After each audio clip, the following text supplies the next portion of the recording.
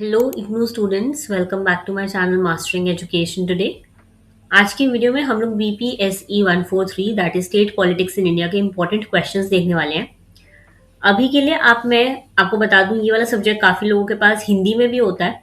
देखो, मैं एक्सप्लेनेशन जो है बहुत सिंपल रखूंगी, बहुत सिंपल लैंग्वेज में रखूंगी। जो टेक्निकल वर्ड्स हैं वो मैं साथ साथ बताती रहूंगी, जो हिंदी में अलग से यूज होते हैं, ठीक है। लेकिन आपको मेरे को बताने की क्या ये अप्रोच सही है, मैं ऐसे ही पढ़ाऊं या फिर मैं इंग्लिश वालों के लिए अलग और हिंदी वालों के लिए अलग वीडियो लेकर आऊं। ऑलराइट, क्योंकि मुझे ऐसा लगता है कंबाइन करके भी हम लोग पढ़ सकते हैं। हमें समझना जरूरी है। हमें बहुत ज्यादा ऐसे नहीं करना कि लैंग्वेज पे बहुत ज्यादा ध्यान देना, पहले समझोगे तो ही आंसर लिख पाओगे, है ना। तो इसलिए समझने की कोशिश करो, साथ साथ आप आंसर पढ़ सकते हो। पीडीएफ ये आपके सामने अवेलेबल है, आप लोग पढ़ सकते हो, आंसर देख सकते हो, आपको समझ आ रहा है या नहीं। बाकी let me know in the comments कि आपको ये वाली अप्रोच सही लग रही है या फिर मैं इसको चेंज करूं, ठीक है। स्टार्ट करते हैं क्वेश्चन नंबर 1 से। क्वेश्चन नंबर 1 बोल रहा है, explain the various approaches to the study of state politics in India. Hindi में भारत में राज्य की राजनीति के अध्ययन के विभिन्न दृष्टिकोणों की व्याख्या कीजिए। बेसिकली हमें ये समझना है, हर स्टेट की पॉलिटिक्स अलग है, तो क्या क्या अप्रोचेस हैं जिससे हम उनकी स्टेट पॉलिटिक्स को समझ सकते हैं। हर स्टेट अपनी अपनी गवर्नेंस पे बेस्ड है, अपनी अपनी पॉलिसीज पे बेस्ड है, तो वो सबकी डिफरेंट है। तो हम कैसे उस चीज को समझ सकते हैं, ये हमें देखना है यहाँ पर। ऑलराइट, देखो, सबसे पहले ये समझ लो कि स्टेट पॉलिटिक्स का मतलब है किसी स्टेट की पॉलिटिक्स। जैसे कि पंजाब, हरियाणा, केरला, उत्तर प्रदेश एक्सेट्रा सारी स्टेट्स हैं, सबकी पॉलिटिक्स जो अलग है, सबकी पॉलिसीज अलग है। सब लोग जो है, सारी स्टेट्स अलग अलग चीजें फॉलो करती हैं, है ना। तो इंडिया जो है एक फेडरल कंट्री है। फेडरल, फेडरल यानी कि संघीय देश, ठीक है। हिंदी में आप याद रखोगे, संघीय देश है। इसलिए यहाँ पे स्टेट गवर्नेंस और सबकी पॉलिसी मेकिंग बहुत बड़ा इंपॉर्टेंट रोल प्ले करती है। हर स्टेट की अपनी पॉलिसी, अपनी गवर्नेंस बहुत ज्यादा इंपॉर्टेंट रोल प्ले करती है। इसीलिए स्टेट पॉलिटिक्स को समझने के लिए अलग अलग स्कॉलर्स ने जो है अलग अलग अप्रोचेस यानी कि दृष्टिकोण दिए हैं, ठीक है।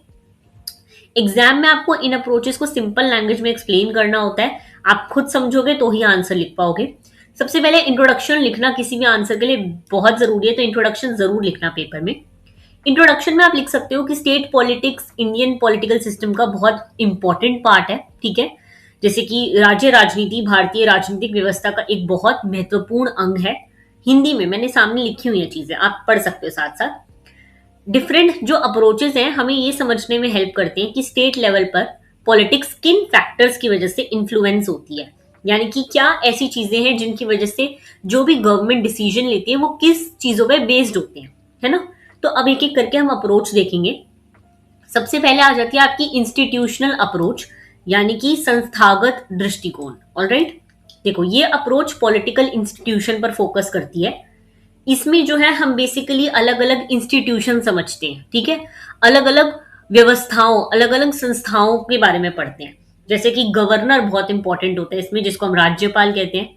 चीफ मिनिस्टर बहुत इंपॉर्टेंट होता है, जिसको हम मुख्यमंत्री कहते हैं। स्टेट लेजिस्लेचर यानी कि राज्य विधानमंडल, काउंसिल ऑफ मिनिस्टर मंत्री परिषद, और जुडिशरी यानी कि न्यायपालिका, ये सारे जो है मिलके एक इंस्टीट्यूशन बनाते हैं। तो सिंपल वर्ड्स में ये अप्रोच ये देखती है कि ये जो सारे इंस्टीट्यूशन है कैसे काम करते हैं, और स्टेट के एडमिनिस्ट्रेशन में यानी कि स्टेट को चलाने में, स्टेट के अलग अलग जो इंस्टीट्यूशन उनको चलाने में इनका क्या रोल है। ऑलराइट, तो ये होता है इंस्टीट्यूशनल अप्रोच। फिर आता है आपका पॉलिटिकल प्रोसेस अप्रोच। इसको हम कहते हैं राजनीतिक प्रक्रिया दृष्टिकोण। ऑलराइट, देखो, ये अप्रोच एक्चुअल पॉलिटिक्स पर फोकस करती है, जो भी पॉलिटिक्स में चीजें होती है। यानी कि पॉलिटिकल पार्टीज होती हैं अलग अलग, ठीक है। यानी कि राजनीतिक दल हो गए, चुनाव हो गए, इलेक्शंस हो गए, नेतृत्व क्या है, उनकी लीडरशिप क्या है, उनकी क्वालिटीज क्या है, प्रेशर ग्रुप्स यानी कि दबाव समूह, ठीक है, वोटिंग बिहेवियर, मतदान देने वालों का व्यवहार कैसा है, इस सब पे ज्यादा फोकस रहता है इस अप्रोच का, ठीक है।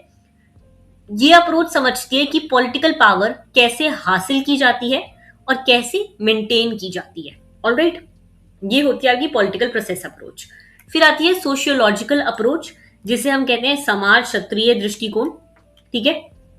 इस अप्रोच में सोसाइटी और पॉलिटिक्स के रिलेशनशिप को स्टडी किया जाता है। यानी कि आप पॉलिटिक्स भी पढ़ रहे हो, साथ साथ सोसाइटी में जो जो चीजें इंपॉर्टेंट है, क्या क्या इंपॉर्टेंट होती है, कास्ट, रिलीजन, लैंग्वेज, एथनिसिटी, सब कुछ इंपॉर्टेंट है। इसको आप हिंदी में क्या बोलते हो, जाति, धर्म, भाषा या जातीयता, ये सारी चीजें जो है एक सोसाइटी में बहुत इंपॉर्टेंट होती हैं। तो इनका पॉलिटिक्स के साथ क्या रोल रहता है, इसकी सोशियोलॉजिकल अप्रोच यानी कि समाज शास्त्रीय दृष्टिकोण में आप ये चीज देखते हो। ठीक है, इंडिया में इलेक्शंस और पॉलिटिक्स पर इन सोशल फैक्टर्स का बहुत इंपैक्ट स्ट्रांग होता है, बहुत गहराई से प्रभाव करती हैं, इसलिए हमें ये अप्रोच देखनी जरूरी होती है। फिर आती है आपकी next approach, that is political economy approach. ये अप्रोच पॉलिटिक्स और इकोनॉमिक्स के कनेक्शन को स्टडी करती है। बेसिकली पॉलिटिक्स और स्टडी इकोनॉमिक्स, जैसे कि डेवलपमेंट कैसा हो रहा है, विकास हो गया, पॉवर्टी, गरीबी, इनइक्वालिटी, असमानता, ठीक है, और इंडस्ट्रियलाइजेशन, आर्थिक नीतियां, ये सारी चीजों पे जो है पॉलिटिकल इकोनॉमी का अप्रोच का रहता है। इस पॉलिटिकल इकोनॉमी अप्रोच को हम राजनीतिक अर्थव्यवस्था दृष्टिकोण भी कहते हैं। ऑलराइट, तो सिंपल लैंग्वेज में ये अप्रोच बताती है कि इकोनॉमिक कंडीशंस पॉलिटिकल के डिसीजंस को, जो भी पॉलिटिक्स में डिसीजन होते हैं उनको कैसे जो है अफेक्ट कर सकती है, ठीक है, कैसे प्रभाव कर सकती है। फिर आती है आपकी next approach, that is regional approach. इसे हम क्षेत्रीय दृष्टिकोण कहते हैं। हर स्टेट का देखो अपना कल्चर है, अपनी भाषा है, अपनी हिस्ट्री होती है। ये अप्रोच बेसिकली फोकस करती है रीजनल आइडेंटिटी पर, यानी कि क्षेत्रीय पहचान हो गई, रीजनल मूवमेंट पर, क्षेत्रीय आंदोलन, और रीजनल पार्टी यानी कि क्षेत्रीय दल। ठीक है, इससे हमें समझ आता है कि अलग अलग स्टेट्स में पॉलिटिक्स अलग क्यों होता है, क्योंकि सारी जगह का कल्चर अलग है, हिस्ट्री अलग है, इसलिए। ऑलराइट, फिर आती है आपकी कंपैरेटिव अप्रोच, दैट इज तुलनात्मक दृष्टिकोण। ठीक है, इस अप्रोच में डिफरेंट स्टेट्स, अलग अलग स्टेट्स की जो है गवर्नेंस को, इलेक्शन को, उनकी पब्लिक पॉलिसीज को, उनके नीतियों को बेसिकली जो है कंपेयर करा जाता है कि कैसे वो दोनों दो स्टेट्स की जो है ये सारी चीजें डिफरेंट है। कंपैरिजन से हमें इंडियन पॉलिटिक्स में समझ आता है कि हमारे देश में कितनी डाइवर्सिटी है और कितनी अलग अलग चीजों को हम पढ़ सकते हैं। ठीक है, कंपैरेटिव अप्रोच। कंक्लूजन में आपको देखो यही लिखना है दोनों के, कि स्टेट पॉलिटिक्स को समझने के लिए एक ही अप्रोच काफी नहीं है, सारी अप्रोच जो है इक्वली इंपॉर्टेंट है और हमें कंप्लीटली जो है एक स्टेट पॉलिटिक्स को समझने में हेल्प करती है। ठीक है, अब देखो मैंने दोनों तरफ से आपको क्वेश्चन समझाया है, हिंदी भी इंग्लिश भी। आपको समझ आया नहीं आया ये आप मेरे को कमेंट्स में जरूर बताओगे। आगे का क्वेश्चन हम लोग स्टार्ट करते हैं। क्वेश्चन नंबर 2, क्वेश्चन नंबर 2 आपसे पूछ रहा है, discuss the factors responsible for sub regional autonomy movements in India. भारत में उप क्षेत्रीय स्वायत्तता आंदोलन के लिए उत्तरदायी कार्यकरों की चर्चा कीजिए। देखो सबसे पहले ये समझते हैं कि सब रीजनल ऑटोनॉमी मूवमेंट होता क्या है। अगर मैं सिंपल लैंग्वेज में समझाऊं, जो हिंदी इंग्लिश दोनों के लिए सेम रहेगा, जब किसी स्टेट के अंदर कोई पर्टिकुलर रीजन या फिर कोई पर्टिकुलर कम्युनिटी, जैसे कि एक स्टेट में लगा लो, हमारे दिल्ली में लगा लेते हैं, ठीक है, दिल्ली में कोई पर्टिकुलर कम्युनिटी खड़ी हो जाए, कल को ईडब्ल्यूएस वालों की लगा लेते हैं, ठीक है, तो ये कम्युनिटी ये फील करती है कि जो उनकी प्रॉब्लम्स है ना उनको इग्नोर किया जा रहा है और उनको इतना ज्यादा इंपॉर्टेंस नहीं मिल रहा, या फिर उनके लिए जो है डेवलपमेंट नहीं हो रहा, तो वो ज्यादा पावर, ऑटोनॉमी या फिर कभी कभी जो है स्टेट की डिमांड करती है, अलग ही स्टेट की डिमांड। ठीक है, इसी को जो है हम सब रीजनल ऑटोनॉमी मूवमेंट यानी कि उप क्षेत्रीय स्वतंत्रता आंदोलन कहते हैं। ऑलराइट, कोई इतना डिफिकल्ट नहीं है, ठीक है, इजी है, इतना कोई ऐसी समझने वाली चीज नहीं है इसमें। इंट्रोडक्शन में आप लोग ये लिखोगे कि इंडिया एक डाइवर्स कंट्री है जहां पे लैंग्वेज, कल्चर, एथनिसिटी और डेवलपमेंट लेवल काफी डिफरेंसेस हैं इसके लेवल में। कई बार स्टेट के अंदर कुछ रीजन्स को लगता है कि उनकी नीड्स को इंपॉर्टेंस नहीं दी जा रही, इसी वजह से जो है ऑटोनॉमी मूवमेंट शुरू होते हैं। अब ऑटोनॉमी मूवमेंट्स के क्या क्या फैक्टर्स होते हैं, सबसे पहले आ जाता है कल्चरल एंड एथनिक आइडेंटिटी, यानी कि सांस्कृतिक और जातीय पहचान। देखो सबसे इंपॉर्टेंट फैक्टर है आइडेंटिटी का, यानी कि पहचान का।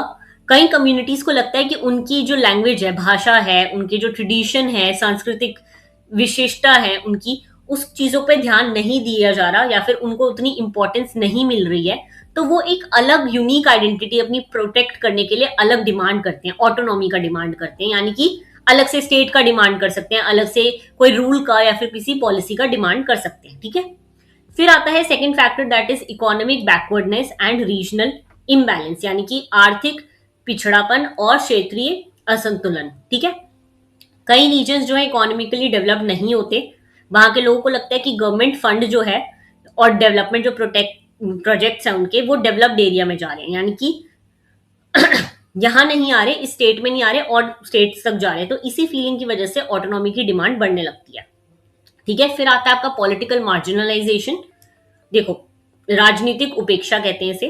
कई ग्रुप्स को लगता है कि उनकी पॉलिटिकल रिप्रेजेंटेशन कम है, उन्हें पॉलिटिकली इतना इंपॉर्टेंस नहीं मिल रहा है, उनकी बात जो है डिसीजन मेकिंग प्रोसेस में नहीं सुनी जा रही।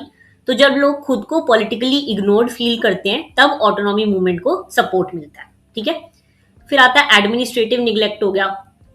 उन्हें लगता है कि एडमिनिस्ट्रेशन उनकी तरफ ध्यान नहीं दे रहा है। ठीक है, हिस्टोरिकल फैक्टर्स पहले से चलता आ रहा है, कई एरिया जो है पहले अलग एडमिनिस्ट्रेटिव यूनिट्स का किंगडम थे, तो इससे उनकी हिस्टोरिकल आइडेंटिटी के बेसिस पर भी वो डिमांड करते हैं। रोल ऑफ लीडरशिप, यानी कि स्ट्रॉन्ग लीडर्स और पॉलिटिकल ऑर्गेनाइजेशन भी मूवमेंट को इन्फ्लुएंस करते हैं। वो लोगों को ऑर्गेनाइज करते हैं और उनकी जो भी प्रॉब्लम्स हैं उनको समझते हैं और उनको जो है इन्फ्लुएंस करते हैं कि हाँ आप लोग मूवमेंट करो और ऑटोनॉमी का डिमांड करो। ऑलराइट, ऐसे बहुत सारे मूवमेंट्स हुए हैं जो आपको यहाँ पे देखने जरूरी है। तेलंगाना, गोरखालैंड, बोडालैंड, ये सारे जो है अलग अलग मूवमेंट्स हुए थे सब रीजनल, इन्होंने अपना जो है अलग स्टेट की डिमांड करी गई थी। ऑलराइट, तो ये बहुत इंपॉर्टेंट थे ये दोनों क्वेश्चन। अभी के लिए हम ये दोनों क्वेश्चन डिस्कस करेंगे। अगर आप लोग को चाहिए कि मैं ऐसे ही समझाऊं तो मुझे नीचे कमेंट्स में जरूर बताना, और अगर आप लोग को ये पीडीएफ चाहिए तो आप नीचे दिए गए इंस्टाग्राम लिंक पे मेरे को डीएम कर सकते हो और ये पीडीएफ परचेज कर सकते हो। ऑलराइट, अब हम मिलते हैं नेक्स्ट वीडियो में। All the very best for your exam. Thank you so much.